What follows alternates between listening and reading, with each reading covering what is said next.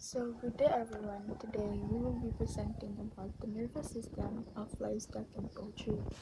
So, the nervous system is one of the most important systems in animals because it controls how they sense, respond, and survive in their environment.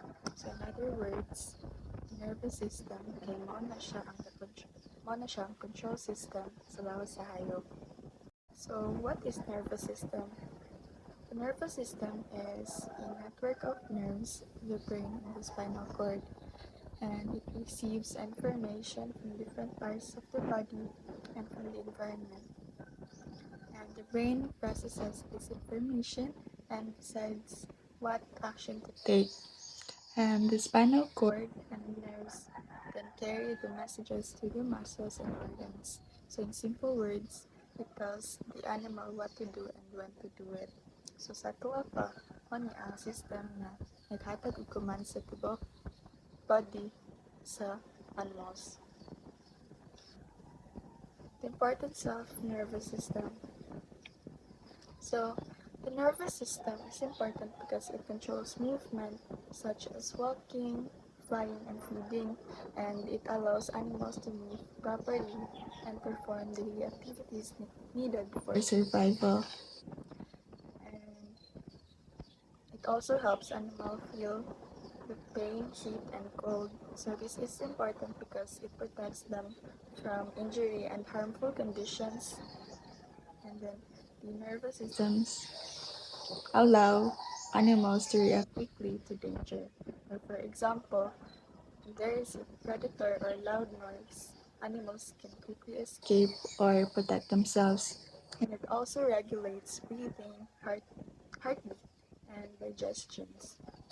And these automatic functions are controlled by the nervous system even without the animal thinking about them. So there are three main parts of the nervous system: the central nervous system, the peripheral nervous system, and the autonomic nervous system. So the peripheral nervous system, or PNS, is the part of the nervous system that includes all the nerves outside the brain and spinal cord, and it connects the central nervous system to the rest of the animal's body. The main parts of PNS are the sensory nerves, which carry the information to the brain, and the motor nerves, which carry commands from the brain to muscles and glands. So, in other words, ang PNS mo na ang network na ugat nga ga-connect sa brain o spinal cord sa atong sa lawas sa animals. And PNS is located throughout the entire body of the animal. And the nerves are found in the skin, muscles, organs, legs, wings, tail, and even in the face. So, they form pathways that connect the brain and the spinal cord to the limbs, the internal organs, the sense organs like the eyes, ears, nose, and the skin. Bisan asa nga part sa lawas sa animals na gyud ang PNS. And Good morning everyone. Pag-usapan natin ngayon ang command center ng mga hayop o ang central nervous system. May dalawang parte ang central nervous system. Ito ay utak at ang spinal cord. Ang utak natin ang nagsisilbing executive director. Siya ang matanggap ng sensory input, nag-iimbak ng memoria at nagbibigay utos sa spinal cord. Ang spinal cord naman ang ating highway speed data. Siya ang nagpadala ng mensahe mula sa utak papunta sa buong katawan at vice versa. Dahil sobrang importante nila, protektado sila ng matitigas na buto ang skull para sa utak at ang vertebrae para sa spinal cord. Hindi pare-pareho ang CNS lahat ng hayop habang magiging complex ang isang creature, mas nagiging advanced din ang kanilang system. Sa mga invertebrates, gaya ng insekto, madalas silang walang isang malaking utak. Meron silang mga ganglia o maliit na kumpol na nerves Sa mga vertebrates gaya ng mga aso o pusa, mas centralized ang system at mas malaki ang brain capacity. Sa madaling salita, kung wala ang CNS, hindi makatakas ang isang hayop sa predator at hindi rin siya makakahanap ng pagkain. Ito ang tulay sa pagitan ng kanilang paligid at ng kanilang galawan. So, the PNS becomes especially important during situations that require quick response and proper body control. It is important when animals are eating and drinking, moving and walking, escaping from predators, feeling heat, cold or pain, and reacting to loud noises or sudden movements. In animal production, the PNS is important for proper feeding behavior, normal movement and posture, stress response, reproductive behaviors, overall health and productivity. So, kung healthy ang PNS, mas alert ang mga animals and mas mayo ang lihok kung mas taas ang performance sa farm. The PNS works by sending and receiving electrical signals between the body and the central nervous system. So the sensory nerves detect changes such as heat, pain, pleasure, sound, or light. They send this information to the brain for processing, and the motor nerves then send commands from the brain to the muscles or glands. This tells the animals what action to take. For example, if a cow steps on something sharp, sensory nerve sends a pain signal to the brain, and the brain processes and motor nerves tell the leg muscle to pull back quickly. So, pasabot ang sensory mo-report og ang motor mo-execute sa action. Another major part of nervous system is the autonomic nervous system.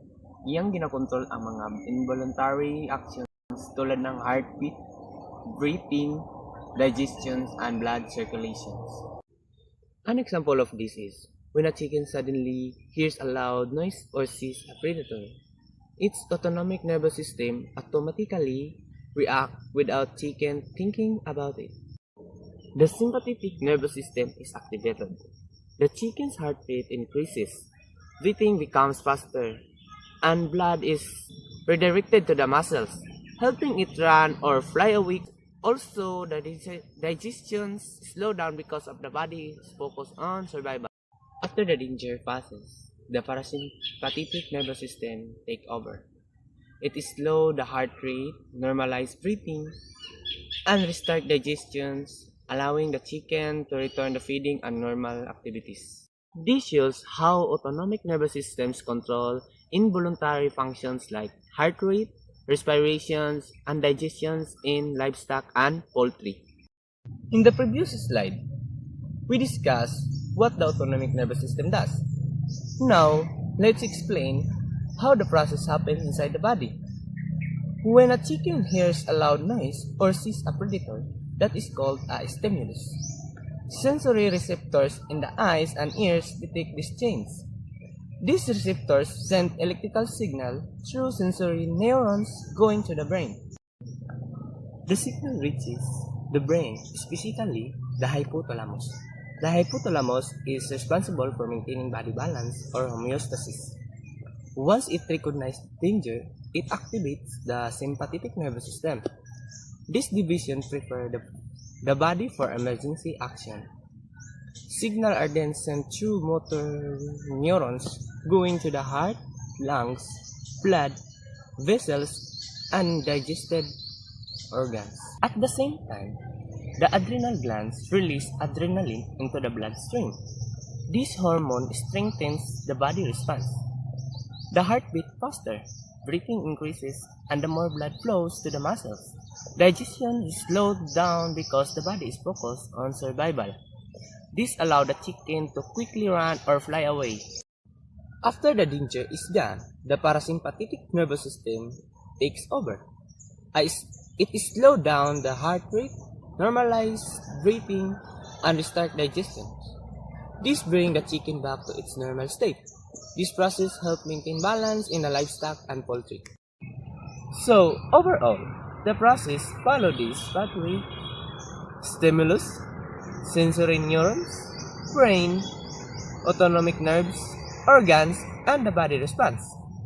This shows how the autonomic nervous system automatically controls involuntary functions. Divisions of autonomic nervous system. It has two divisions. First is sympathetic nervous system and second is parasympathetic nervous system. Let's go first with sympathetic nervous system. Sympathetic nervous system, its function is to prepare the animal's body to fear and danger. It has general effects: faster heartbeat and breathing, and increased alertness. For example, when a chicken or pig is frightened by loud noise, rough handling, or transport, the, the sympathetic nervous system increases heart rate and breathing to help the animals react quickly. This stress response temporarily reduces digestion and energy used for growth. And now, let's go with parasympathetic nervous system. Parasympathetic nervous system's function is to help the animal's body to rest and recover, and it conserves the energy. It has general effects too. Slower heartbeat and breathing, improved digestion, and calm body condition. For example, when a chicken or pig is calm, resting, or eating in a comfortable environment, the parasympathetic nervous system slows the heart rate and improves digestion. This allows nutrients to be used for growth, egg production, and recovery. Now, let's explore how the nervous system differs between livestock and poultry. Let's start with the livestock. Livestock have more developed brain compared to poultry. This supports strong learning and memory. For example, cattle learn herding patterns or recognize their caregiver. They also show complex behavior like forming social bonds with herd member. While on the other hand, poultry have small brains, but they have quick reflexes to avoid predators. They're also highly sensitive to light and sound.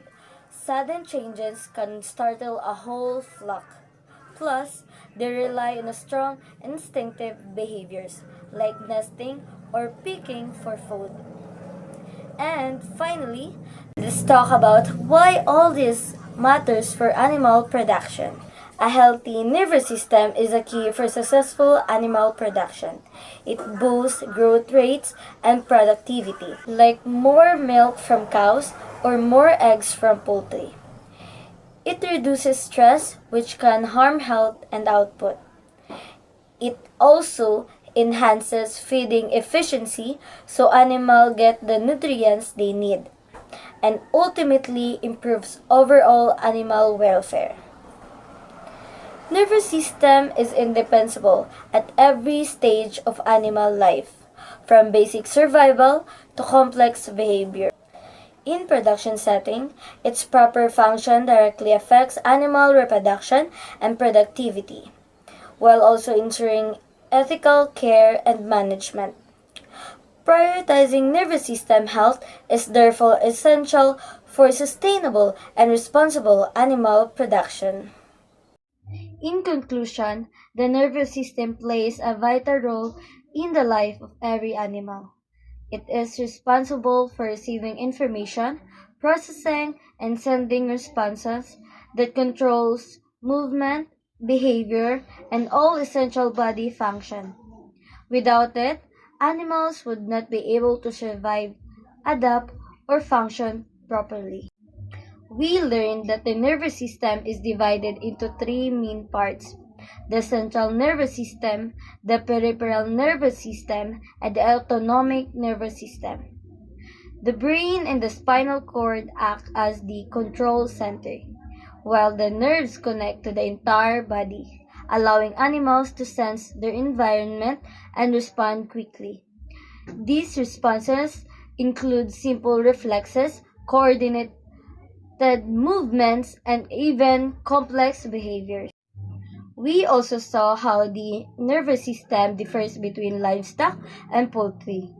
Livestock tend to have more developed brains that support learning and social interactions, while poultry rely more on quick reflexes and strong instincts. Despite these differences, both depend heavily on a healthy nervous system for survival and productivity. Most importantly, in animal care and production, a well-functioning nervous system reduces stress, improves growth, enhances feeding efficiency, and increases overall productivity, such as milk or egg production. Therefore, understanding the nervous system helps us provide better management, better welfare, and better production outcomes.